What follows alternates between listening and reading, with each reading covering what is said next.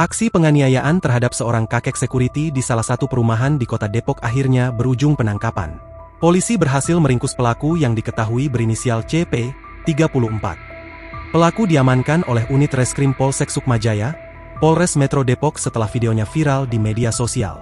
Dalam rekaman yang ramai beredar, salah satunya diunggah akun Instagram Medsozone pada Senin, 8 September 2025, terlihat pelaku telah berada dalam pengawasan polisi.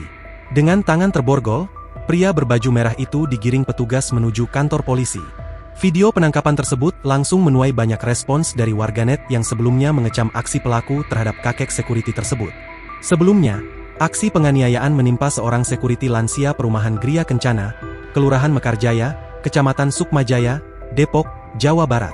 Korban bernama Nawin, 60, dianiaya oleh pelaku menggunakan tangan kosong hingga membuat pipi kanan dan kaki kirinya lebam. Kasih Humas Polres Metro Depok, AKP Made Budi menjelaskan, peristiwa tersebut terjadi pada Jumat, 5 September 2025, malam. Saat kejadian, korban awalnya menutup portal perumahan sesuai jadwal pukul 22 waktu Indonesia Barat. Namun pada pukul 22.30 waktu Indonesia Barat, pelaku berboncengan bersama istrinya lewat dan memaksa agar portal dibuka. Awalnya, korban menolak untuk membuka portal karena sudah di luar jamnya. Namun saat telah dibuka, pelaku langsung melakukan penganiayaan. Pelaku langsung melayangkan pukulannya ke arah wajah, sehingga mengakibatkan korban menderita luka memar di bagian pipi sebelah kanan dan luka pada kaki, ujarnya. Usai kejadian, korban sudah membuat laporan polisi ke Polsek Sukmajaya dan melakukan visum.